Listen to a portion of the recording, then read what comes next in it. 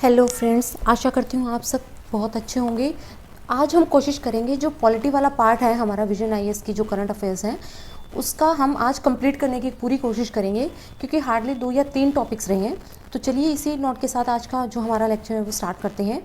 आज का जो हमारा टॉपिक है वो है नो कॉन्फिडेंस मोशन। अब ये आपको पता होगा, नो कॉन्फिडेंस मोशन जो होता है वो अपोजिशन के जो मेंबर्स हैं या फिर कोई आपका प्राइवेट मेंबर है पार्लियामेंट के अंदर या लेजिस्लेचर के अंदर, वो उसको इंट्रोड्यूस करते हैं। तो रिसेंटली क्या हुआ है, जो यूनियन गवर्नमेंट है हमारी सेंट्रल गवर्नमेंट जो है, उन्होंने फेस किया है नो कॉन्फिडेंस मोशन। कौन से में? मॉनसून सेशन में। अब यहाँ पे जो जानने लायक चीज़ है ना वो ये है कि नो कॉन्फिडेंस मोशन जो है वो होता क्या है। तो नो कॉन्फिडेंस मोशन जो है ये एक लेजिस्लेटिव रिजोल्यूशन होता है जो इंट्रोड्यूस होता है लोकसभा में और अलाउ करता है अपोजिशन को to challenge the government's majority and ability to govern. मतलब कि इससे हमें ये पता चलता है कि जो गवर्नमेंट है उनके पास मेजोरिटी है या नहीं है और वो गवर्न कर भी सकते हैं या नहीं कर सकते। तो ये हमें पता होना चाहिए कि नो कॉन्फिडेंस मोशन क्या होता है। In a parliamentary democracy a government can be in power only if it commands a majority in the directly elected house. ये आपको पता है, एमएलए जो है जो आपकी रूलिंग गवर्नमेंट है उसके पास में मेजोरिटी ऑफ एमएलएज होने चाहिए, वो भी कौन से? Directly elected. तभी जो आपकी पार्लियामेंट्री डेमोक्रेसी है उसमें गवर्नमेंट जो है वो पावर में रह सकती है। Implying that if a no confidence motion is passed, अगर ये नो कॉन्फिडेंस मोशन जो है ये पास हो जाता है तो गवर्नमेंट होती है वो उसी दिन उसको रिज़ाइन करना पड़ता है। ओके, नेक्स्ट है the motion of no confidence can only be moved in Lok Sabha by any of its MP. ये मैंने आपको बताया कि ये सिर्फ लोकसभा के अंदर आपका नो कॉन्फिडेंस मोशन जो है वो पास किया जा सकता है, मतलब कि लाया जा सकता है, और लोकसभा का ही जो एमपी है, कोई मेंबर ऑफ पार्लियामेंट है, वो इसको वहाँ पे आपका इंट्रोड्यूस करते हैं। नेक्स्ट जो है कॉन्स्टिट्यूशनल आर्टिकल्स जो हैं आपके लोकसभा में, बिजनेस जो रूल ऑफ बिजनेस है लोकसभा का, उससे रिलेटेड कौन से हैं नो कॉन्फिडेंस मोशन से? तो आर्टिकल 75E। तो article 75E of constitution embodies this rule by specifying that the council of ministers are collectively responsible to the Lok Sabha. जो काउंसिल ऑफ मिनिस्टर है वो कलेक्टिवली रिस्पॉन्सिबल किसकी होगी? लोकसभा के। नेक्स्ट है rule 198 of the rule of procedure and conduct of business in Lok Sabha. ये 198 है, rule है जो आपका rule of procedure and conduct of business in Lok Sabha से रिलेटेड है। इसमें प्रोवाइड किया गया कि a provision regarding the motion of no confidence in council of ministers. मतलब इसी रूल में ये भी प्रोवाइड किया गया है कि जो मोशन ऑफ आपका नो कॉन्फिडेंस है वो काउंसिल ऑफ मिनिस्टर्स में आपका उससे रिगार्डिंग। नेक्स्ट है कौन कौन से ग्राउंड पे आपका नो कॉन्फिडेंस मोशन आ सकता है। तो नो कॉन्फिडेंस मोशन जो है, अब motion of no confidence need not set out any grounds. यहाँ पे किसी ग्राउंड की आपको ज़रूरत नहीं होती। Even when grounds are mentioned in the notice, हालांकि जो नोटिस आएगा उसमें ग्राउंड्स मेंशन होंगे and read out in the house के अंदर उनको पढ़ा भी जाएगा। They do not form any part of the no confidence motion. उनका नो कॉन्फिडेंस मोशन में कोई भी पार्ट नहीं होगा। यहाँ पे क्लियरली ये कहना है कि नो कॉन्फिडेंस मोशन जब पास होता है तो वहाँ पे आपको किसी भी ग्राउंड की ज़रूरत नहीं है। ओके, नेक्स्ट है आपका speeches unless leave is granted. मतलब कि अगर लीव नहीं दी गई है, unless leave is granted by the house to move the motion, no speech is permitted in support of the motion at the time of obtaining the leave of the house. यानी कि अगर house ने leave जो है वो grant नहीं की है तो उस टाइम पे कोई भी जो स्पीच है उसको परमिट नहीं किया जाएगा। किसके सपोर्ट में? इस मोशन ऑफ नो कॉन्फिडेंस के सपोर्ट में।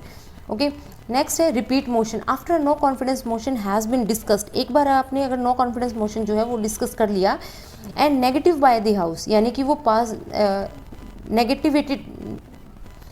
नेगेटिवेटेड by the house, another no confidence motion can not be moved in the same session. मान यहाँ पे ये मतलब कि कहना ये चाहते हैं कि अगर हाउस के अंदर नो कॉन्फिडेंस मोशन जो है वो आपका आ गया और हाउस ने उसको डिस्कस भी कर लिया है और वो चाहे आपका नेगेटिवेटेड का मतलब है कि वहाँ पे वो पास नहीं हुआ है, तो ये नहीं है कि सेम सेशन में आप दूसरा नो कॉन्फिडेंस मोशन लेके आएंगे। ओके, एक सेशन में एक ही नो कॉन्फिडेंस मोशन जो है वो आ सकता है। यूजुअल प्रोसेस क्या होती है नो कॉन्फिडेंस मोशन की? यूजुअल जो प्रोसेस है नो कॉन्फिडेंस मोशन की वो ये होती है कि house expression it's want of confidence in the council of ministers. जो हाउस है वो एक्सप्रेस करता है कि उसके पास जो है काउंसिल ऑफ मिनिस्टर जो है उनका कॉन्फिडेंस है।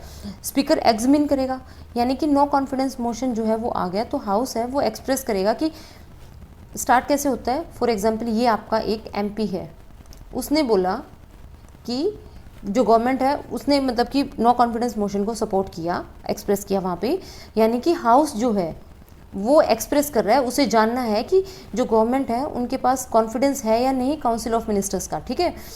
नेक्स्ट है आपका, एक बार ये सब हो गया, फिर जो आपके स्पीकर हैं वो एग्जामिन करेंगे कि जो ये नो कॉन्फिडेंस मोशन है वो ऑर्डर में है भी या नहीं है। इसके बाद क्या होगा, जब the member who has tabled the notice ask for leave of the house to move the motion, जो मेंबर, मान लो इस मेंबर ने ये जो मोशन है ये सदन के अंदर आपका टेबल किया था, तो ये क्या करेगा, हाउस की लीव के लिए आपका नोटिस डालेगा ताकि जो मोशन है उसको मूव किया जा सके। उसके बाद में क्या करेगा, speaker then calls upon members who are in favour of the leave being granted. अब स्पीकर जो है वो बोलेंगे कि जो जो मेंबर्स इस लीव के फेवर में हैं, मतलब कि वो अपना वोट दीजिए। If not less than 50 member rise, अगर 50 से कम आपके मेंबर हैं जो वो खड़े होते हैं उस बिल के मतलब उस नोटिस के फेवर में, the speaker declares that the leave granted by the house. मतलब 50 से कम जो मेंबर हैं वो खड़े, अब कम से कम 50 मेंबर्स तो हैं वो उसके फेवर में होने चाहिए तभी लीव ग्रांट होगी।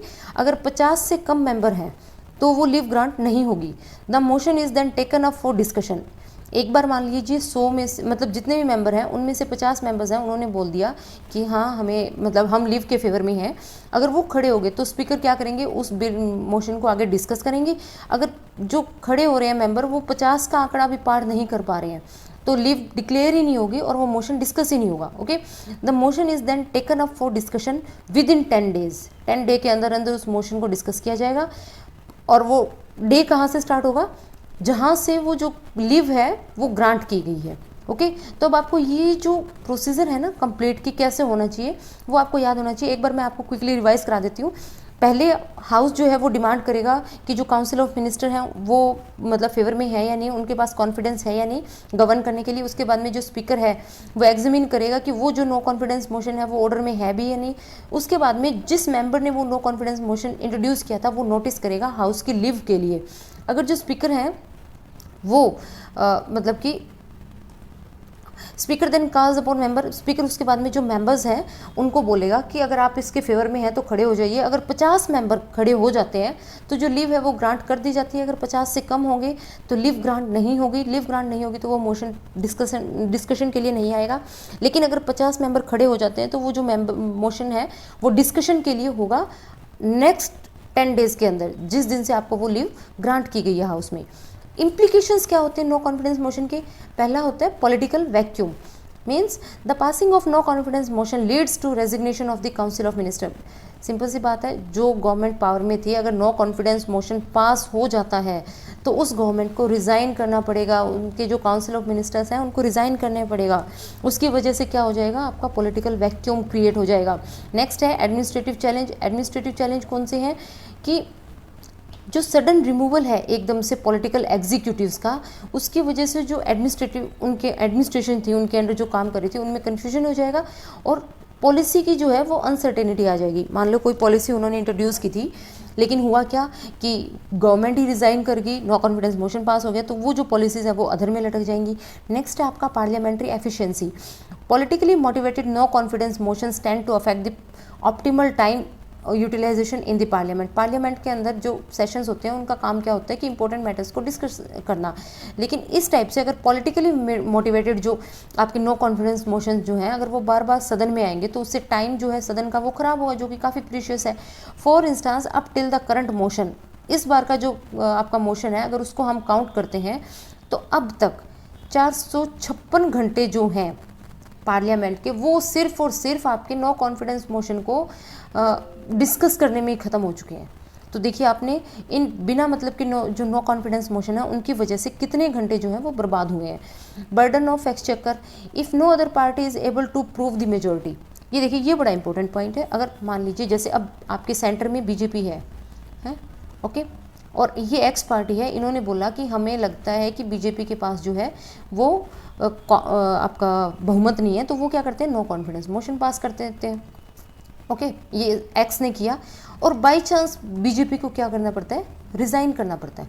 ओके, रिज़ाइन करना पड़ता है। लेकिन जो ये एक्स पार्टी है जो एक्स पार्टी है उसके पास इतनी यू कैन से कि सीट्स ही नहीं है, या फिर वो खुद भी अपनी जो मेजोरिटी है वो प्रूव करने के लायक नहीं है, तो उस केस में क्या होगा कि जो बिना मतलब का हमारा एक्सचेकर है उसके ऊपर बर्डन आएगा, खर्चे तो होंगे ना। और वो सब कहाँ से जाता है, जो हमारे मतलब हम आम आदमी हैं उनकी जेब से जाता है वो खर्चा, क्योंकि दोबारा जनरल इलेक्शन करो फिर वो मेजोरिटी प्रूव करेंगे, इस टाइप से। इसका कंप्लीट कंक्लूजन क्या निकलता है, the first no confidence motion was discussed in the third Lok Sabha के अंदर आपका फर्स्ट नो कॉन्फिडेंस मोशन जो है वो डिस्कस हुआ था।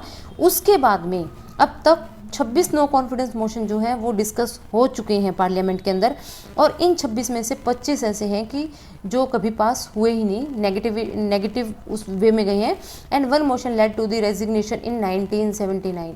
सिर्फ एक ही मोशन पास हुआ था जो 1979 में पास हुआ था, जिसमें गवर्नमेंट को रिज़ाइन करना पड़ा था।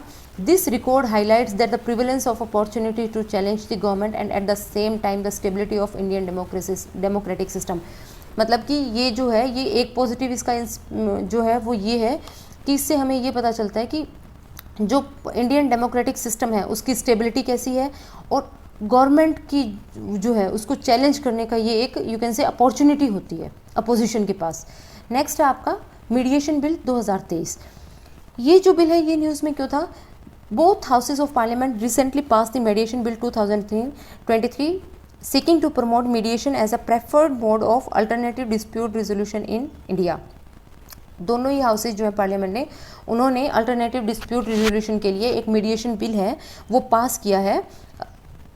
ये जो बिल है इसकी जो इंपॉर्टेंट हाइलाइट्स क्या है, पहले तो ये क्या कर रहा है, ये मीडिएशन को डिफाइन कर रहा है। मीडिएशन की डेफिनेशन क्या है, it includes expression mediation, pre litigation mediation, online mediation, community mediation, conciliation और expression of similar import.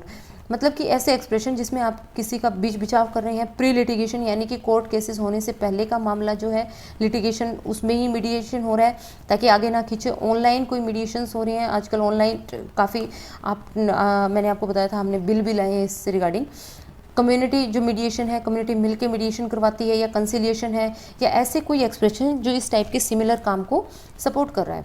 Hair parties attempt to reach a amicable settlement of the dispute with the assistance of a third person refer to as mediator.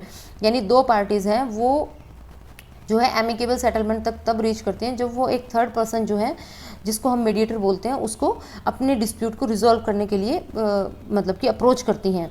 Voluntary pre litigation mediation मतलब खुद ही case तब तक ना हुआ हो उससे पहले, legal पचड़ों में पड़ने से पहले ही मीडिएशन करना। Parties can attempt to settle civil और commercial disputes by mediation before approaching any court और सर्टेन ट्रिब्यूनल्स। यानी कि कोर्ट कचहरी में जाने से पहले या सर्टेन ट्रिब्यूनल्स में जाने से पहले जो पार्टीज़ हैं वो खुद अपने लेवल पे ही जो डिस्प्यूट्स हैं उनको सेटल कर ले।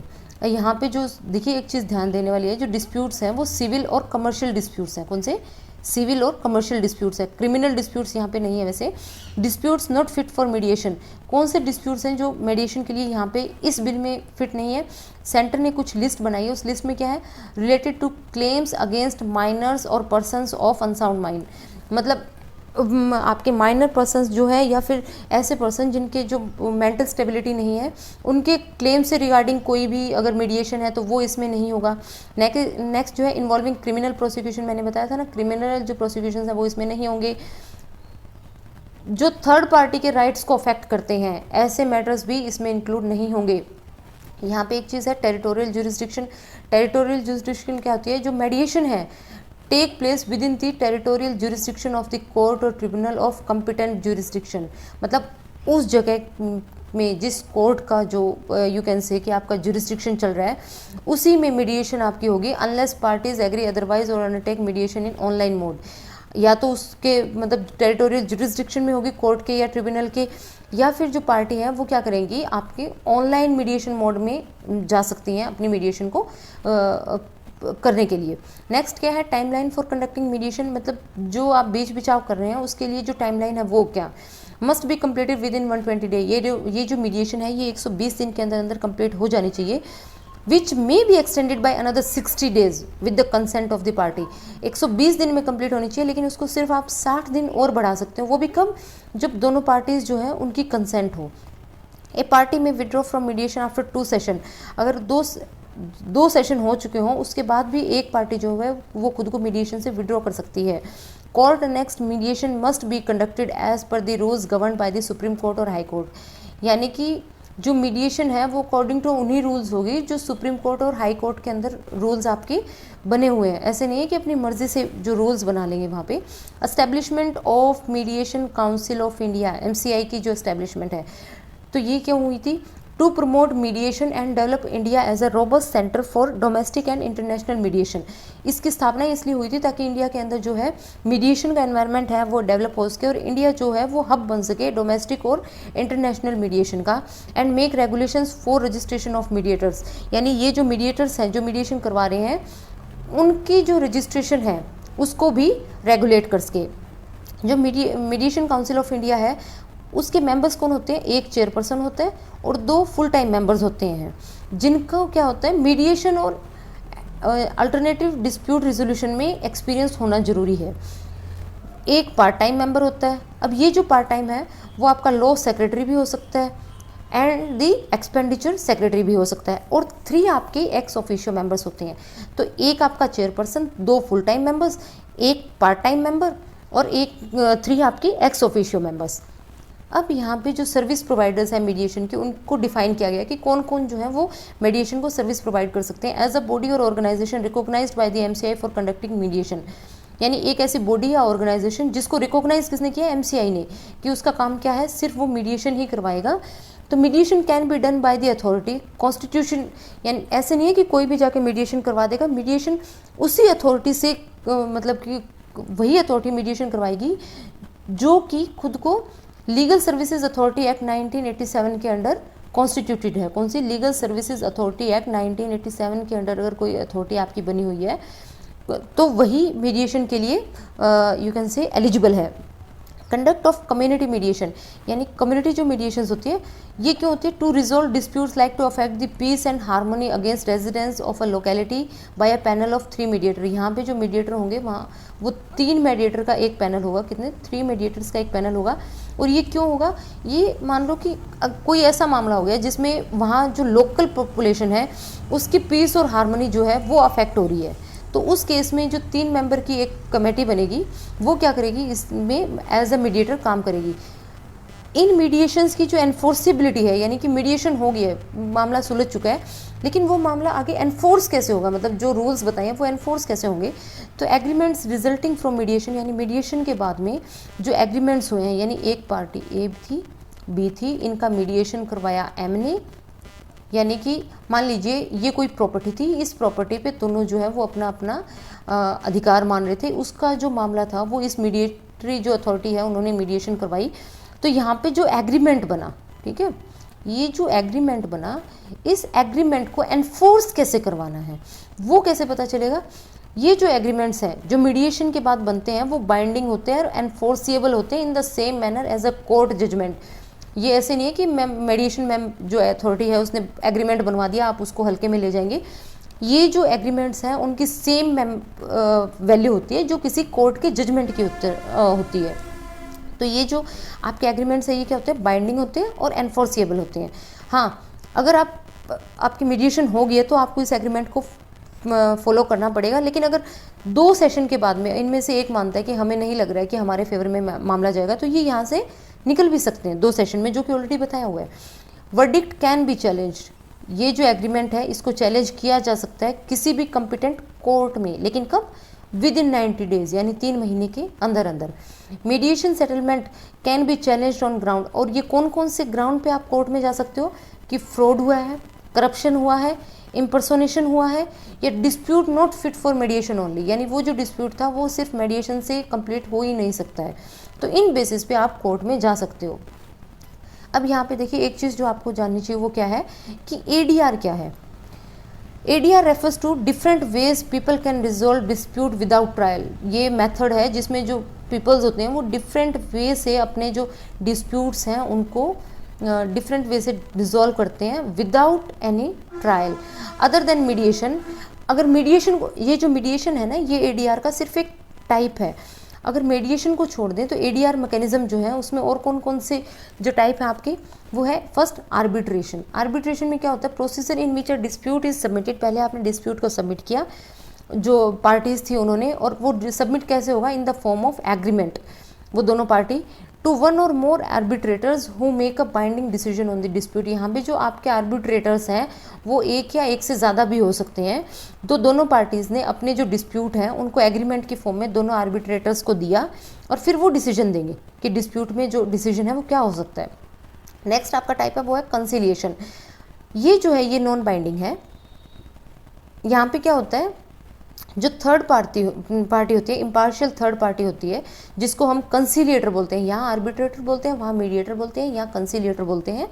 वो असिस्ट करता है पार्टीज़ को डिस्प्यूट के अंदर ताकि वो जो है म्यूचुअली सेटिस्फैक्ट्री एग्रीमेंट जो है वो हो सके, यानी दोनों ही पार्टीज़ को ध्यान में रखते हुए ऐसा एग्रीमेंट मतलब कि वो बनाती है कि जो दोनों पार्टीज़ हैं वो उस पर सेटल हो सके। Okay, negotiation. नेगोशिएशन क्या होता है, ये भी नॉन बाइंडिंग होता है। इसमें क्या होता है, discussion between the parties are initiated without, यहाँ पे तो जो डिस्कशन था वो एक आपका कंसिलिएटर की हेल्प से स्टार्ट हुआ था, लेकिन यहाँ पे जो डिस्कशन होगा दोनों पार्टी के बीच में वो इनिशिएट होगा without the intervention of any third party. यहाँ पे कोई थर्ड पार्टी इन्वॉल्व नहीं हो रही है, एक बार उनकी बिना ही वहाँ पे जो है डिस्कशन हो रहा है with the object of arriving at a negotiated settlement of the dispute.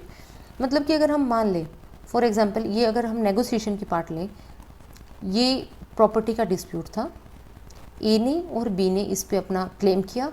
ये क्या करते हैं, ये दोनों नेगोशिएट कर लेते हैं कि हम क्यों किसी कंसिलिएटर को या उसको बुलाएं, तो ये खुद ही कर लेंगे। अब ये क्या करेगा, ये कहेगा हाँ ये इतना पार्ट मुझे बेनिफिशियल लग रहा है, ये इतना तुम्हें बेनिफिशियल लग रहा है, इस साल इतना मैं कर लेता हूँ। जैसे मोस्टली गाँव में क्या होता है, कई बार ज़मीन को लेके जो डिस्प्यूट्स होते हैं उनमें नेगोशिएशन हो जाती है, कई बार नेगोशिएशन हो जाती है, हर बार नहीं होती है। तो उसमें क्या कहते हैं, जो ज़मींदार होता है वो कहता है कि हाँ एक साल जो ये पार्ट है इस पे मैं फार्मिंग कर लूँगा, इस पे आप कर लीजिए, एक नेक्स्ट ईयर आप इस पे कर लीजिएगा, मैं इस पे कर लूँगा, तो दोनों को इक्वल रिटर्न्स हो जाएंगे। ओके, लेकिन कंसिलिएशन में ऐसा नहीं होता है। कंसिलिएशन में ये थर्ड पार्टी को इन्वॉल्व करते हैं, कंसिलिएशन, आर्बिट्रेशन और मीडिएशन में। नेगोशिएशन में जो है वो थर्ड पार्टी को इन्वॉल्व नहीं किया जाता। अदर स्टेजेस क्या है जो प्रमोट करती है आप एडीआर को इंडिया में, arbitration and council act of 1996 का एक आर्बिट्रेशन एंड नेगोशिएशन काउंसिल है, और एक एक्ट भी आया था arbitration and conciliation act 2019 for establishment of the arbitration council of India. ये आपको ध्यान रखना है कि आर्बिट्रेशन काउंसिल ऑफ इंडिया को एस्टेब्लिश करने के लिए 2019 में बिल आया था, लेकिन जो एक्ट है वो मतलब एक एक्ट 1996 में आया था और दूसरा एक्ट जो है वो 2019 में आया था। लीगल सर्विसेज अथॉरिटी एक्ट 1987, क्योंकि जो आपकी अथॉरिटीज़ हैं वो इस सर्विसेज के जो अंडर है वो रजिस्टर होनी चाहिए, न्यू कॉन्स्टिट्यूट होनी चाहिए, सॉरी रजिस्टर बोले मैंने।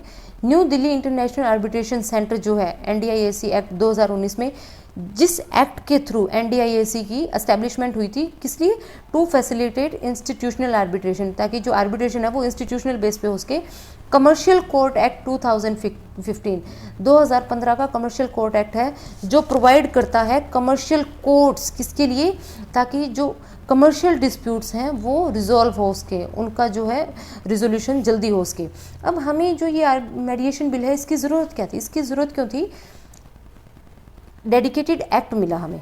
प्रेजेंटली कोई भी ऐसा एक्ट नहीं था डेडिकेटेड जो मीडिएशन के लिए था, तो ये हमें एक डेडिकेटेड एक्ट मिला है मीडिएशन के लिए। इसकी वजह से जो कोर्ट्स हैं उन पे बर्डन कम हुआ है। आपको पता है कि लॉ मिनिस्ट्री ने खुद बताया है कि 5.02 करोड़ 5.02 करोड़ जो है केसेस जो हैं वो various different type of courts में पेंडिंग पड़े हैं। तो ये कहीं ना कहीं आउट ऑफ कोर्ट सेटलमेंट हो रहा है, तो वो कोर्ट पे बर्डन भी कम आ रहा है। Amicable solution help to preserve relationship, यानी कि जो दो पार्टीज़ हैं उन पे उनकी जो रिलेशनशिप भी ख़राब नहीं होते और उनका जो डिस्प्यूट है वो भी रिजॉल्व हो जाता है। उससे क्या होता है कि फ्यूचर में जो डिस्प्यूट्स हैं वो ना हो, वो जो चांसेस है वो कम हो जाते हैं।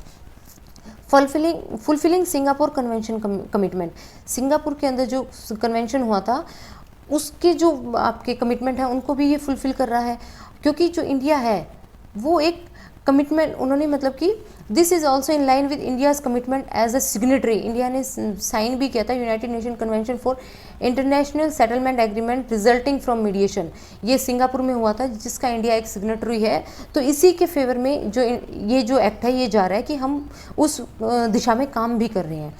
तो नेक्स्ट है reduce lost of mediation bill, अगर हम इंट्रोड्यूस करेंगे तो bill introduce the concept of online mediation, online mediation का क्योंकि इसमें स्कोप है ना, उसकी वजह से क्या होगा, जो ट्रेवल कॉस्ट है वो भी कम होगा लिटिगेंट्स का, less time consuming, people resolve their dispute in short period as compare to court. Yes, court के कंपेरिजन में जो आपके डिस्प्यूट्स हैं वो जल्दी इसमें कंप्लीट होंगे, तो कोर्ट्स के ऊपर क्या होगा, आपका बर्डन भी नहीं होगा। नेक्स्ट है आपका कंसर्न्स क्या है इस बिल से रिगार्डिंग। इस बिल में मेनली जो कंसर्न्स है वो ये है कि जो ऑनलाइन मीडिएशन है सिर्फ 55% ऑफ इंडियन है उनके पास इंटरनेट का एक्सेस है और 27% possess the compatible devices as per the NITI Aayog. तो ये जो मीडिएशन है ये कैसे पॉसिबल हो सकता है, इतना फिजिबल नहीं होगा क्योंकि सिर्फ जो इंडियन पॉपुलेशन है उनमें से इंटरनेट का जो एक्सेस है वो 55% के पास है और जिन डिवाइसेस की आपको ज़रूरत होगी मीडिएशन के लिए वो सिर्फ 27% पॉपुलेशन के पास है।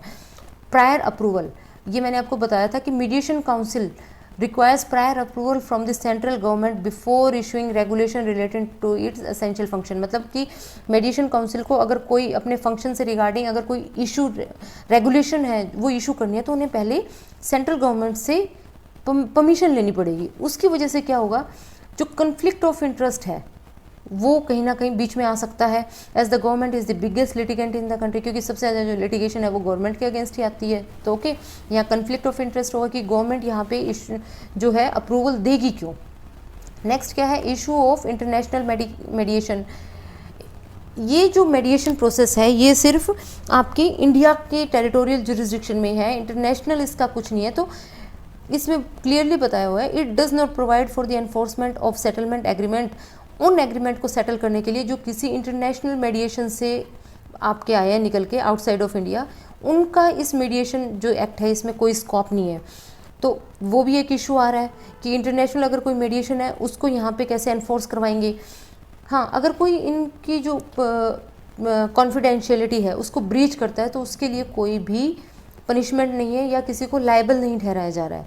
तो ये कुछ इसके जो है मेन इश्यूज़ हैं। क्या क्या है एक बार देख लेते हैं। कंसर्न्स क्या है, ऑनलाइन मीडिएशन सबके लिए पॉसिबल नहीं है। प्रायर अप्रूवल, गवर्नमेंट अगर खुद उसमें एक लिटिगेंट होगा तो वो अप्रूवल क्यों देगा। इंटरनेशनल अगर कोई इशू हो गया तो वहाँ पे मीडिएशन से रिगार्डिंग इसमें कोई स्कोप नहीं है। अगर कोई इसकी कॉन्फिडेंशियलिटी को ब्रीच करता है तो उसकी जो पनिशमेंट है या लायबिलिटी है वो इसमें डिस्कस नहीं की हुई है। फिर वे फॉरवर्ड क्या है आपका, include government related dispute. Standing committee had recommended the government related dispute be introduced in the bill. वही बताया जो वहाँ पे इशू है उसको वे फॉरवर्ड में बताया कि अगर गवर्नमेंट रिलेटेड कोई डिस्प्यूट है तो उनसे रिगार्डिंग जो है आपके जो गाइडलाइंस है वो इस बिल में इंक्लूड होनी चाहिए। कॉन्फिडेंशियलिटी एग्रीमेंट वहाँ पे साइन होना चाहिए ताकि इनकी जो कॉन्फिडेंशियलिटी है वो ब्रीच ना कर सके। With the start of the mediation to ring fence any potential breach of confidentiality need to have a formal agreement. बिना फॉर्मल एग्रीमेंट के वहाँ पे क्या होगा, कॉन्फिडेंशियलिटी ब्रीच हो जाएगी जिसकी कोई ना तो पेनल्टी है ना लाइबिलिटी कोई ले रहा है। Also there is a need for the provision of punishment. वही कि पनिशमेंट अगर कॉन्फिडेंशियलिटी को अगर कोई ब्रीच करता है तो वो पनिशमेंट होनी चाहिए। Reducing the dispute from the list, जो लिस्ट बनाई है उसमें जो डिस्प्यूट्स हैं उनको कुछ कम करना चाहिए। The number of dispute in the schedule should be reduce to ensure that a maximum number of dispute go through pre litigation mediation. यानी जो शेड्यूल के अंदर जो लिस्ट बनाई गई है उस लिस्ट में से कुछ जो नंबर है वो कम करने चाहिए ताकि जो मैक्सिमम नंबर ऑफ आपके डिस्प्यूट है वो प्री लिटिगेशन स्टेट पे ही कंप्लीट हो सके, वो कोर्ट कचहरी के चक्कर में लोग कम पड़े। ओके, नेक्स्ट क्या है, guidelines for celebrities, influencers and virtual influencers. अब ये कौन सी गाइडलाइंस है, the advertising standard council of India has related the comprehensive guidelines for influencers advertising in digital media. यानी वो इन्फ्लुएंसर जो एड इंडस्ट्री के अंदर आजकल इन्वॉल्व हो रहे हैं उनसे रिगार्डिंग जो गाइडलाइंस है वो इशू की गई है। पहले ये जो है क्यों इनकी ये आपकी जो advertising standard council of India है ये क्या है, इसकी जो इस्टेब्लिशमेंट है 1985 में हुई थी as a non profit company, और वो किसके अंडर, कंपनी एक्ट 2013 के अंदर। ये एक वॉलेंट्री सेल्फ रेगुलेटरी ऑर्गेनाइजेशन है। क्या वॉलेंट्री सेल्फ रेगुलेटरी ऑर्गेनाइजेशन है जो इसके जो मेंबर होते हैं वो मार्केटिंग के, क्रिएटिव मीडिया के और अदर अलाइड कंपनीज़ के होते हैं इंडिया में। तो मैंडेट क्या होता है इसका कि जो इंडियन कंज्यूमर्स हैं उनके इंटरेस्ट को प्रोटेक्ट करना, और वो कैसे, through self regulating in advertising, कि एडवर्टीजमेंट में सेल्फ रेगुलेशन करके जो इंडियन कंज्यूमर्स हैं उनके इंटरेस्ट को प्रोटेक्ट करना। न्यूज़ में क्यों था? The guidelines are an extension to the guidelines for prevention of misleading, क्योंकि बहुत ज़्यादा मिसलीडिंग जो एडवर्टीजमेंट्स है वो आ रही थी, एंडोर्समेंट बहुत ज़्यादा आ रही थी मिसलीडिंग, और ये किसके थी? 2022 से, ठीक है। Department of consumer affair ministry will effectively monitor and enforce this guidelines. जो डिपार्टमेंट ऑफ कंज्यूमर अफेयर्स और कंज्यूमर अफेयर जो मिनिस्ट्री है उन्होंने एक्टिवली ये जो गाइडलाइंस है इनको मॉनिटर किया है और एनफोर्स करने के लिए बोला है। Influencers found to be in violation of the new guidelines, और ये देखा गया था कि कई जो इन्फ्लुएंसर्स हैं उन्होंने इन गाइडलाइंस को क्या किया है? ब्रीच किया है। तो उनको क्या हो सकता है? पेनल्टीज फेस करनी पड़ सकती है। किसके अंडर? कंज्यूमर प्रोटेक्शन एक्ट 2019 के अंदर। अब आया समझ कि क्यों ये न्यूज़ में था कि बहुत से जो इन्फ्लुएंसर्स हैं वो इन गाइडलाइंस के अकॉर्डिंग नहीं जा रहे थे, तो ये जो है न्यूज़ में आ रहा था। प्रोविजंस क्या है सेलिब्रिटीज़ और इनके लिए? डिस्क्लोजर फर्स्ट जो है गाइडलाइंस में, all materials connection such as monetary और other compensation fee product between the advertiser and the influencer. यानी कि कोई इन्फ्लुएंसर जो है वो अगर किसी चीज़ को प्रमोट कर रहा है तो उससे रिगार्डिंग उसको जो मॉनेटरी बेनिफिट मिले हैं, कोई कंपनसेशन मिला है या अदर कोई फ्री प्रोडक्ट मिले हैं। फॉर एग्जांपल अगर आपको कोई iPhone 15 देके और ये बोले कि ये मैंने आपको फ्री में दिया है, एप्पल टिम कुक आपको iPhone फ्री दे दे और बोले कि आपको इसको आपके पास 5 मिलियन फॉलोवर हैं, आप इस iPhone को प्रमोट कीजिए, तो आपको तो iPhone फ्री मिला लेकिन iPhone की मार्केटिंग भी तो हुई है ना। तो इस चीज़ में कि आपको ये बताना पड़ेगा कि अगर आप इसको प्रमोट कर रहे हो तो इसके बदले में आपको कितनी फीस मिली है या क्या फ्री प्रोडक्ट मिला है। It must be upfront and prominent so that it is not missed by the average consumer. यानी कि ये पता होना चाहिए ताकि जो मेन आपके कंज्यूमर्स हैं वो इसको मिस ना करें, उनको पता हो कि क्या हो रहा है। Terms including advertisement, sponsored, collaboration and paid promotion can be use, यानी ये सब जो चीज़ है वो हैशटैग में यूज़ होनी चाहिए ताकि कंज्यूमर को पता चले। Due diligence, endorsers are encouraged to conduct a thorough review and ensure they are in a position to substantiate the claims made in the advertisement। यानी जो क्लेम, यानी किसी भी अगर मान लो कि प्रोटीन की अगर कोई एडवर्टीजमेंट कर रहा है तो वो जो क्लेम कर रहा है वो प्रोडक्ट है वो उसके अकॉर्डिंग जा रहा है या नहीं जा रहा, तो वो जो है पूरा आपका जो एडवर्टीजमेंट है उसके अकॉर्डिंग सबको जो एंडोर्स कर रहा है उसको पता होना चाहिए, उसको रिव्यू करना चाहिए कि वो किस चीज़ को प्रमोट कर रहा है। They must use experience a product और सर्विस बिफोर एंडोर्समेंट, मतलब कि अगर वो किसी चीज़ को एक्सपीरियंस एंडोर्स कर रहे हैं तो उससे पहले उन्हें खुद उसको एक्सपीरियंस करना चाहिए, या जो चाहे वो प्रोडक्ट हो या सर्विस हो पहले वो खुद यूज़ करें फिर उसको एंडोर्स करें। Influencers must refrain from making false, misleading and exaggerated claims, यानी इन्फ्लुएंसर्स जो हैं उनको दूर रहना चाहिए किसी भी गलत क्लेम को या मिसलीडिंग क्लेम को या बढ़ा चढ़ाकर कोई क्लेम को अगर कोई बता रहा है, यानी कि ये हेयर ऑयल है इससे आपकी जो हेयर ग्रोथ है, बाल्डनेस कंप्लीटली ख़त्म हो जाती है, तो इस टाइप के जो क्लेम है वो इन्फ्लुएंसर्स को उनसे बचना चाहिए। अब जो ये एक्ट है उसने क्या गाइडलाइंस दी थी मिसलीडिंग एडवर्टीजमेंट को कंट्रोल करने के लिए? की प्रोविजंस जो है वो ये है, प्रोहिबिट सैरोगेट एडवर्टीजमेंट, की सैरोगेट जो एडवर्टीजमेंट है उनको प्रोहिबिट करना चाहिए। No surrogate advertisement like alcohol brands advertising for sodas, music. Surrogate advertisement मैं आपको बता दूं कि सैरोगेट एडवर्टीजमेंट वो होती है कि आप डायरेक्ट किसी चीज़ की एडवर्टीजमेंट नहीं कर रहे हो, किसी और चीज़ के थ्रू कर रहे हो। ओके, यानी एक तो होता है डायरेक्ट एडवर्टीजमेंट, कोका कोला की डायरेक्ट एडवर्टीजमेंट हो रही है, लेकिन सैरोगेट एडवर्टीजमेंट क्या हो रही है कि फॉर एग्जांपल एक इन्फ्लुएंसर है वो किसी पार्टी में गया हुआ है, वो बार बार किसी एक बियर की बोतल को ले लेके सामने आ रहा है, तो जो उसके 5 या 10 मिलियन फॉलोवर है उसको वो बियर की बोतल दिख रही है, तो वो उसकी सैरोगेट एडवर्टीजमेंट होगी। Okay, shall be made for goods of services whose advertisement is prohibited, मतलब उनकी एडवर्टीजमेंट जिनकी एडवर्टीजमेंट जो है प्रोहिबिट है। वैसे prohibit targeting children, just a minute, prohibit targeting children यानी चिल्ड्रंस जो है उनको टारगेट करना बंद किया जाए। Advertisement that take advantage of childrens inexperience have been prohibited, क्योंकि चिल्ड्रंस जो है उनको किसी चीज़ का एक्सपीरियंस नहीं होता है, तो उनको जो है एडवर्टीजमेंट के अंदर टारगेट करना बंद किया जाए। पेनल्टीज़ भी, ये सबसे इंपॉर्टेंट है, जब तक किसी भी चीज़ में पेनल्टीज़ नहीं आएगी उसका कंट्रोल जो है वो बहुत मुश्किल हो जाता है। तो पेनल्टीज़ क्या है, वायलेशंस में lead to penalties under the consumer protection act 2019, इसके थ्रू जो है वो पेनल्टीज़ दी गई है। और अदर रिलेवेंट जो आपके प्रोविजंस हैं लॉ के, जो कंज्यूमर जो CCPA की जो गाइडलाइंस है, can impose a penalty of up to 10 lakh on manufacturer, advertisers and endorsers, उन पे 10 लाख तक की पेनल्टी आ सकती है। फॉर सब्सिक्वेंट ऑफेंस, अगर एक बार किया तो 10 लाख, लेकिन अगर बाद में फिर सेम ऑफेंस को कर रहे हैं तो 50 लाख तक की जो पेनल्टी है वो आ सकती है। नेक्स्ट है आपका हेल्थ इन्फ्लुएंसर्स। देखिए सबसे ज़्यादा जो सोसाइटी को नेगेटिवली हार्म कर रहे हैं ना, वो ये हेल्थ इन्फ्लुएंसर्स कर रहे हैं। क्यों? क्योंकि ये क्या कर रहे हैं, अलग अलग प्रोडक्ट्स को एंडोर्स कर रहे हैं, जो ये हो सकता है खुद यूज़ ही ना कर रहे हो। तो उससे क्या हो रहा है, जो इनके फॉलोअर्स हैं वो उसको फॉलो कर रहे हैं और कहीं ना कहीं नेगेटिवली इम्पैक्ट हो रहा है। Disclose certification, endorsers must disclose that they are certified health fitness experts and medical practitioners, यानी कि अगर कोई हेल्थ इन्फ्लुएंसर बनना है तो उसको पहले बताना पड़ेगा कि उसके पास जो हेल्थ या फिटनेस एक्सपर्ट है तो वो सर्टिफाइड है या नहीं, या उसके पास जो मेडिकल प्रैक्टिशनर्स है वो सर्टिफाइड मेडिकल प्रैक्टिशनर है या नहीं है। डिस्क्लेमर, सेकेंड जो इसका पार्ट है वो है, endorsers must ensure that the audience understand that their endorsement should not be seen as a substitute for professional medical advice, यानी कि अगर वो किसी चीज़ को एंडोर्स कर रहे हैं, फॉर एग्जांपल अगर मैं एंडोर्स करूं कि ये जो पर्टिकुलर दवाई है या ये पर्टिकुलर प्रोटीन है ये एंटी एलर्जिक है, एलर्जी के अगेंस्ट है, इसका मतलब ये नहीं है कि डॉक्टर ने आपको जो एलर्जी की दवाई दे रखी है आप उसको छोड़ के मेरे प्रोडक्ट के पीछे भाग लें। तो ये बता रखा है कि आपको वो डिस्क्लेमर देना है कि आप मेडिकल एडवाइस को उसको सब्सटीट्यूट नहीं कर सकते हो। ये हेल्थ इन्फ्लुएंसर्स के लिए है।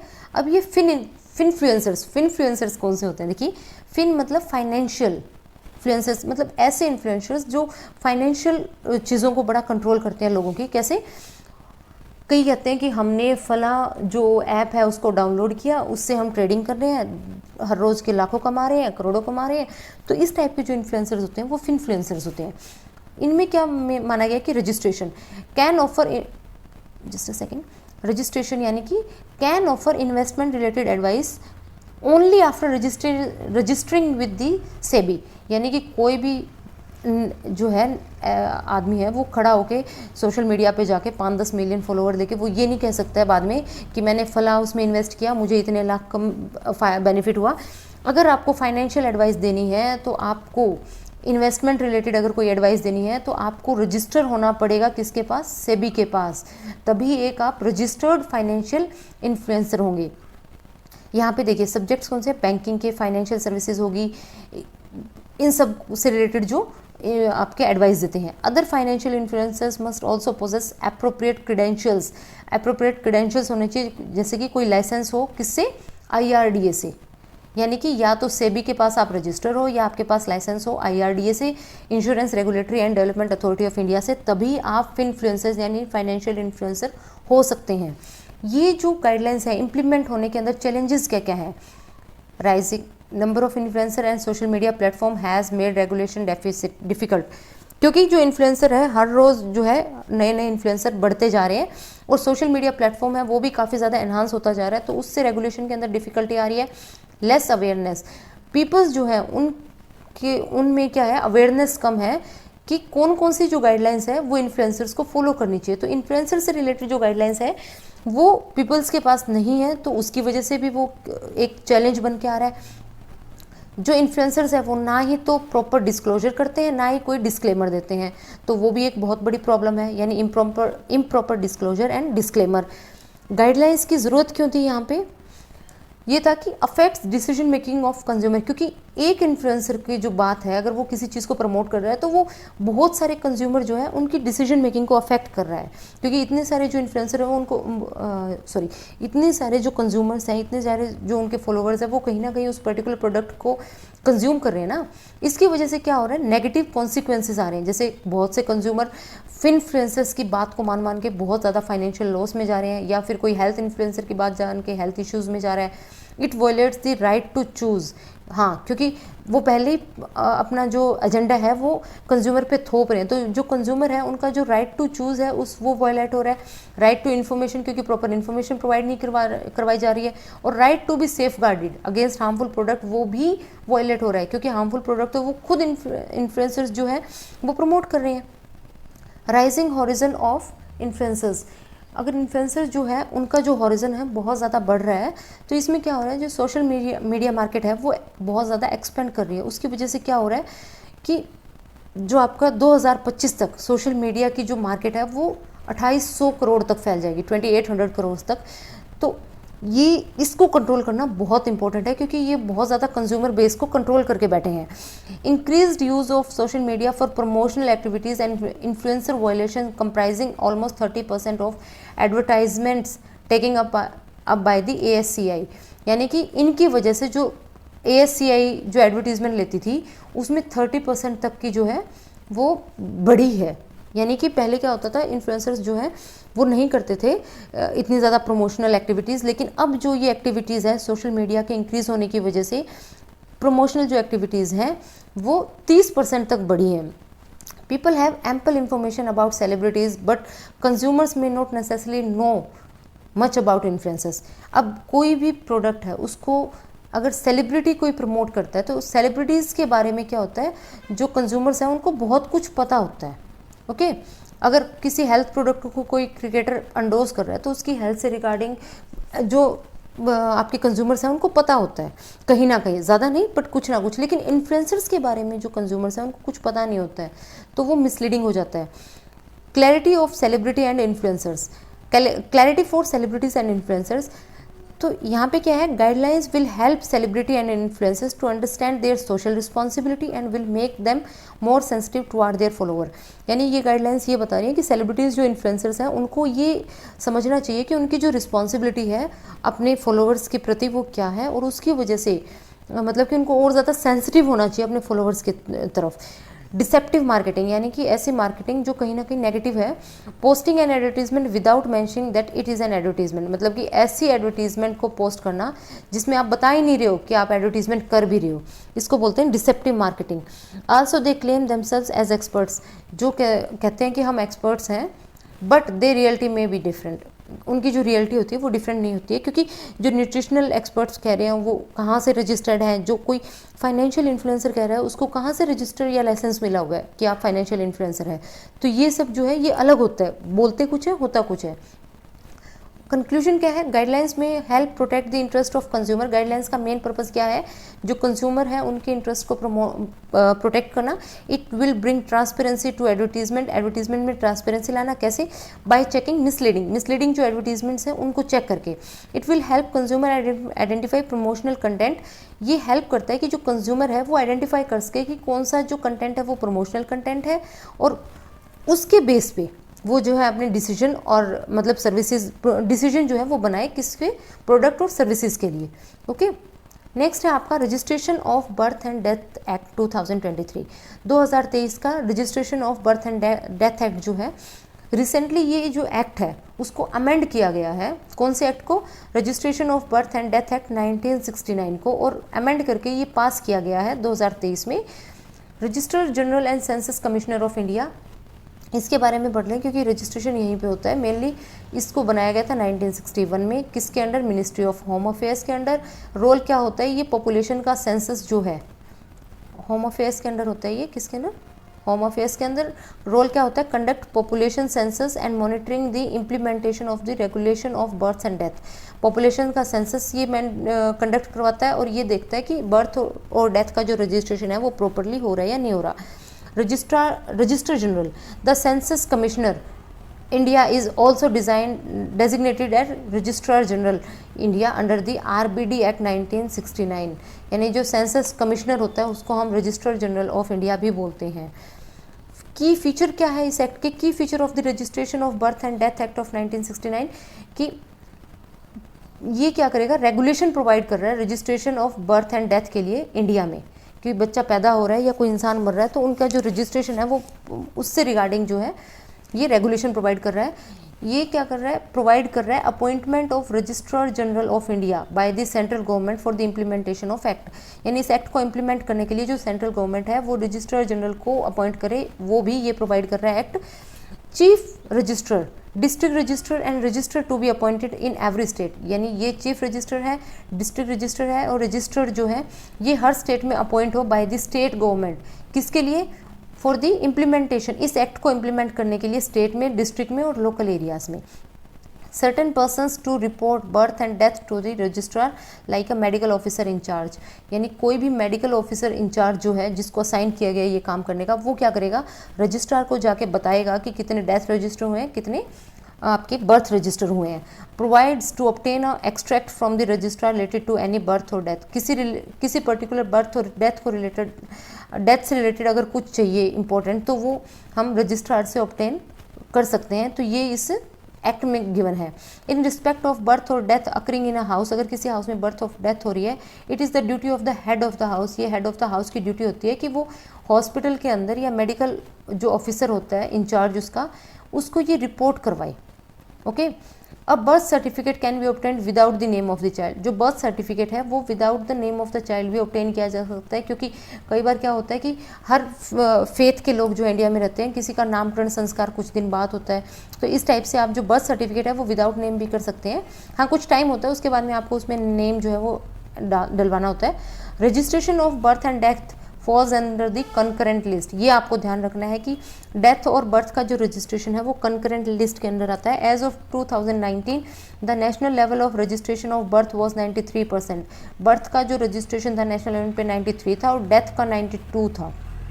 Okay, this act had not been amended since its inception, बनने के बाद में ये एक्ट कभी मतलब अमेंड हुआ नहीं था, इसलिए इसमें जो है कुछ नए अमेंडमेंट डाल के इसको अब अमेंड किया गया था। और ये अमेंड क्यों किया गया था, to keep pace with societal change, क्योंकि सोसाइटी चेंज हो रही है ना, तो उससे पेस बनाने के लिए और टेक्नोलॉजिकल एडवांसमेंट के लिए इसको और ज़्यादा सिटीजन फ्रेंडली किया जा सके, इसलिए इसमें क्या हुआ आपका अमेंड किया गया। For efficient and transparent delivery of public services and social benefits, किसी की बर्थ और डेथ से रिलेटेड जो सोशल बेनिफिट्स किसी को मिलते हैं उनका एफिशिएंट और ट्रांसपेरेंट जो डिलीवरी है वो पब्लिक सर्विसेज के लिए की जा सके, इसलिए इसमें अमेंड किए गए। की फीचर्स क्या है एक्ट के, तो वो देखेंगे database of birth and death act 2000 की फीचर्स हैं database of birth and death, it adds that the registrar general of India will maintain, registrar general जो ऑफ इंडिया है वो मेंटेन करेगा एक national database of the birth and death, वो भी कौन सी, जो रजिस्टर्ड बर्थ एंड डेथ है। चीफ रजिस्ट्रार एंड रजिस्ट्रार है वो सेम नेशनल डाटाबेस जो है उनको अपना जो डाटा है वो उस नेशनल डाटाबेस को शेयर करना पड़ेगा और ये उन पे ऑब्लिगेशन है। Chief registrar shall maintain a similar database as the state level, state level पे जो डाटाबेस है सिमिलर लेवल का जो registrar general of India maintain कर रहे हैं, सेम स्टेट लेवल का जो डाटाबेस है वो चीफ रजिस्ट्रार जो है वो मेंटेन करेंगे स्टेट लेवल पे। इलेक्ट्रॉनिक सर्टिफिकेट, इससे क्या होगा, जो डेथ और बर्थ सर्टिफिकेट है वो इलेक्ट्रॉनिकली प्रोवाइड किए जा सकते हैं। लिंकिंग विद आधार, जो भी आपके बर्थ और डेथ सर्टिफिकेट है उनको कलेक्शन के टाइम पे आधार के साथ कलेक्ट वो किया जा रहा है, लिंक किया जा रहा है, और किसका आधार, जो पेरेंट्स का है। ओके, नेक्स्ट है connecting database, it state that the national database may be made available to other authorities preparing और maintaining other database like population register, electoral roll and ration card. मतलब कि मेन बात यही है कि हमने जैसे पहले कंबाइंड जो इलेक्टोरल रोल है उसकी बात की थी ना कि वहाँ पे भी डुप्लीकेशन हो रही है, तो इस टाइप का अगर डाटाबेस होगा तो ये आपकी पॉपुलेशन रजिस्टर इजीली मेंटेन किया जा सकता है, इलेक्टोरल रोल इजीली बनाई जा सकती है, राशन कार्ड इजीली बनाए जा सकते हैं।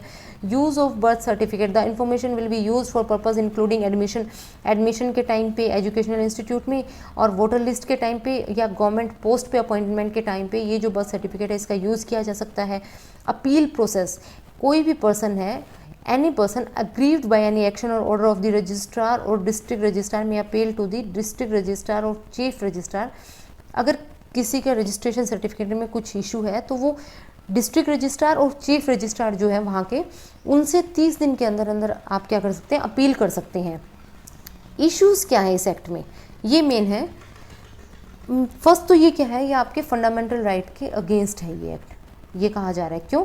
Denying admission to school without a birth certificate, यानी किसी के पास अगर बर्थ सर्टिफिकेट नहीं है तो उसको आप स्कूल में एडमिशन नहीं देंगे, तो उसका जो फंडामेंटल राइट टू एजुकेशन है आर्टिकल 21A के अंडर, वो कहीं ना कहीं आपका वायलेट हो रहा है। अगर आप linking across database does not require consent from the, यानी एक डाटाबेस को दूसरे डाटाबेस से आप लिंक कर रहे हैं विदाउट उस पर्सन की आप कंसेंट के, तो वो भी कहीं ना कहीं जो उसका राइट टू प्रिवेसी है उसके अगेंस्ट जा रहा है। तो दो जो राइट है मेन आपके, कौन सा? राइट टू एजुकेशन और राइट टू प्रिवेसी, ये आपके क्वेश्चन मार्क यहाँ पे आ रहा है। Sole conclusive proof of age, the act does not provide alternative proof if a person does not have a birth certificate, क्योंकि ये कह दिया कि जो बर्थ सर्टिफिकेट है वही एज प्रूफ होगा। अगर किसी के पास बर्थ सर्टिफिकेट नहीं है तो अल्टरनेटिव जो प्रूफ है वो इस एक्ट में नहीं बोला गया है कि अल्टरनेटिव प्रूफ क्या होगा। नेक्स्ट क्या है? Surveillance state, centralising the database में लीड टू मास सर्विलेंस, यानी कि अगर सारा डाटाबेस जो है वो सेंट्रलाइज हो जाएगा तो उसका जो सर्विलेंस है वो मास सर्विलेंस हो जाएगा, तो वो भी एक इशू इसमें निकल के आ रहा है। कंक्लूजन क्या है? The act in its implementation will help with e governance, अगर ये एक्ट जो है इम्प्लीमेंट होता है तो ई गवर्नेंस में ये बहुत हेल्पफुल होगा। Although the act define a database, जो एक्ट है वो एक डाटाबेस को डिफाइन कर रहा है, क्या है? Organized collection of the data generally stored and accessed in electronic form from a computer network, जो ऑर्गेनाइज्ड डाटा होता है। The government could bring robust privacy and surveillance laws, अगर जो डाटा सारा है वो डिफाइंड डाटाबेस में होगा, जो गवर्नमेंट जो है वो प्रिवेसी से रिलेटेड और सर्विलेंस से रिलेटेड जो लॉज हैं वो इजीली फंक्शन कर सकती हैं। नेक्स्ट जो है, ओके हाँ एक ही पेज रहा है, सॉरी आज का थोड़ा लेक्चर हमारा लंबा हो गया है। Press and registration of periodicals bill, ये भी एक बिल जो है ये निकल के आया था। ये जो बिल है ये राज्यसभा में इंट्रोड्यूस हुआ था, और ये क्यों हुआ था? ताकि जो press and registration of books act है 1867 उसको रिप्लेस किया जा सके। हाईलाइट्स क्या है? जो सेंट्रल गवर्नमेंट है उन्होंने अपॉइंट किया है एक press registrar general of India, और ये जो है क्यों? एंड एम्पावर्स पीजीआई प्रेस जो जनरल ऑफ इंडिया है वो क्या कर सकता है? टू सस्पेंड सर्टेन और कैंसिल सर्टिफिकेट ऑफ रजिस्ट्रेशन, इसका काम ये होगा कि जो रजिस्ट्रेशन है उनको कैंसिल कर सकता है, सस्पेंड कर सकता है। Restrict person convicted of offences involving persons और unlawful activities to bring out periodicals, यानी ऐसे लोग जो किसी टेररिस्ट टेररिस्ट जो एक्टिविटीज़ हैं उनमें या किसी अनलॉफुल एक्टिविटीज़ में इन्वॉल्व है, वो कोई पीरियोडिकल जो है वो ना ला सके। decriminalization of various offences as mentioned under the PRB Act 1867, improper declaration of offences, यानी कि कई ऑफेंसेस हैं उनको डिक्रिमिनलाइज किया गया है जो कि पहले 1867 के अंडर क्या थे? आपके क्रिमिनलाइज थे। Provide for an appellate board, एक एपेलेट बोर्ड जो है वो, ताकि कुछ अगर प्रॉब्लम हो तो आप अपील कर सकें। headed by the chairman press council of India to hear appeal against refusal of grant of registration, अगर किसी को रजिस्ट्रेशन वगैरह की जो ग्रांट है वो नहीं मिल पा रही है, रजिस्ट्रेशन नहीं हो पा रहा है, या पेनल्टी इम्पोज की गई है या सस्पेंड किया गया है किसी का जो रजिस्ट्रेशन है, तो उससे रिगार्डिंग अगर कोई अपील है तो वो आप chairman press council of India जो है उनको जाके कर सकते हो। Books taken out of the purview of the PRP bill will which were earlier subject to PRB act 1857, मतलब कि ऐसी बुक्स जो परव्यू के लिए रखी गई है PRP बिल के लिए, उनको पहले क्या किया गया था? PRB जो एक्ट है 1857 उसके अंडर थी, यानी अब कुछ बुक्स हैं जो बाहर हैं लेकिन वो पहले PRB एक्ट 1857 के अंडर थी। अब ये बुक्स कौन सी हैं? Books as a subject are administered by the ministry of education, यानी बुक्स जो है पहले ये क्या थी? PRP बिल के प्रिव्यू से, सॉरी यहाँ पे ये मेनली कहना क्या चाह रहा है, ये पॉइंट ये कहना चाह रहा है जो हमारी बुक्स हैं एजुकेशन मिनिस्ट्री के अकॉर्डिंग जो सब्जेक्ट बुक्स हैं वो अब ये जो बिल है इसके परव्यू से बाहर हैं, पहले वो क्या थी? PRB एक्ट के अंडर थी। सिग्निफिकेंस क्या है? तो जो रजिस्ट्रेशन प्रोसेस है पीरियोडिकल्स का वो बहुत ईजी हो गया, ट्रांसपेरेंसी आ रही है गवर्नेंस में, किसकी? प्रेस और पीरियोडिकल्स की जो गवर्नेंस है उसमें जो है ट्रांसपेरेंसी आ रही है। मीडिया फ्रीडम को अपहोल्ड करके रख रहा है, ये इम्प्रूव कर रहा है ईज ऑफ डूइंग बिजनेस को, particularly for small and medium publishers, ऐसे पब्लिशर्स जो छोटे लेवल पे अपना काम कर रहे हैं उनको ये यू कैन से हेल्पफुल है। नेक्स्ट क्या है आपका? PRB एक्ट 1857, इसके बारे में पढ़ लीजिए क्योंकि ये बुक्स थी जो पहले PRB एक्ट 1867 के अंडर थी। Enacted during the viceroyalty of lord John Lawrence, जब लॉर्ड जॉन लॉरेंस है वो वाइसराय थे तब ये एक्ट आया था। ये जो एक्ट है उस टाइम की गवर्नमेंट को हेल्प कर रहा था, क्योंकि ये कंट्रोल कर रहा था प्रेस को, बुक्स को रेगुलेट कर रहा था पब्लिशिंग से, और कर्ब कर रहा था फ्रीडम ऑफ स्पीच को और एक्सप्रेशन को। ओके, तो उस टाइम क्या थी, बुक्स थी आपकी पीआरबी एक्ट 1867 के, लेकिन अब इसको इसके परव्यू से बाहर निकाला गया है एडवोकेट्स अमेंडमेंट बिल 2023। ये जो बिल है ये भी राज्यसभा में आपका पास हुआ है। Seek to make the act of tort punishable and repeal certain provision of legal practitioners again act 1857 which have become obsolete. यानी कि एक्ट ऑफ टॉर्ट आपको पता होना चाहिए क्या होता है, तो उसको जो है वो पनिशेबल ऑफेंस इन्होंने माना है। प्रोविजन क्या है, bill provide that every high court and district जज can frame and publish list of torts. मतलब कि जो हाई कोर्ट और जो आपके डिस्ट्रिक्ट कोर्ट के जो जजेस हैं वो पब्लिश कर सकते हैं एक कंप्लीट लिस्ट किसकी, टॉर्ट्स की। अब ये टॉर्ट्स होते हैं वो मैं आपको बताऊं, तो ये जो टॉर्ट होते हैं ये होते हैं कि मतलब ऐसे वकील या ऐसे आदमी जो किसी भी काम को एक गलत वे से करते हैं, या किसी लॉयर को हायर करते हैं किसी गलत काम को करने के लिए और उसकी फीस भी फिर वो ही पे करते हैं, तो इस टाइप के जो काम है उनको बोला गया एक्ट ऑफ टॉर्ट। और इनकी जो लिस्ट है इस बिल में बोला गया कि उनकी एक लिस्ट बनाए एवरी हाई कोर्ट और डिस्ट्रिक्ट जज जो है। नेक्स्ट क्या है, such person named in the list, और वो पर्सन जो ऐसे काम करते हैं list of torts will be excluded from entering the court premises. उनको कोर्ट में जो है एंट्री वो ना दी जाए। Tort refer to a person, okay यहाँ पे दिया भी हुआ है इसका मीनिंग, जो tort refer to a person who either proposes to procure or procures the employment of a legal practitioner in return of any payment। वो क्या करता है, ऐसा पर्सन जो किसी लीगल प्रोसेस को या लीगल पर्सन को हायर करता है कुछ पेमेंट के बेस पे, मतलब वो उसको पेमेंट करेगा और हायर करता है वो किसी गलत काम के लिए, मतलब रॉन्ग गलती या मतलब कि ऐसे एविडेंस हैं जो गलत है पता है उनको कोर्ट में प्रेजेंट करने के लिए। तो ये होता है आपका एक्ट ऑफ टॉर्ट। तो यानी कि ऐसे आदमियों की एक लिस्ट बनाई जाए और वो लिस्ट जो है वो उस लिस्ट के बेस पे उन आदमियों को जो है कोर्ट प्रीमिसेस में एंट्री ना दी जाए। तो इसी के साथ जो हमारा पॉलिटी वाला पोर्शन था अगस्त का वो कंप्लीट हो गया। नेक्स्ट जो हमारा पार्ट होगा कल वो होगा इंटरनेशनल रिलेशन। अब हम थोड़ा ये कोशिश करेंगे कि जो हमारे पार्ट्स हैं वो थोड़े जल्दी कंप्लीट हों। और हाँ, अगर आपको मेरा जो वीडियो है वो इन्फॉर्मेटिव लगा है और आपकी इससे कुछ हेल्प हो रही है तो प्लीज़ आप मेरे जो चैनल है उसको सब्सक्राइब कीजिएगा, शेयर कीजिएगा और वीडियो को लाइक ज़रूर कीजिएगा। Thank you, have a nice day.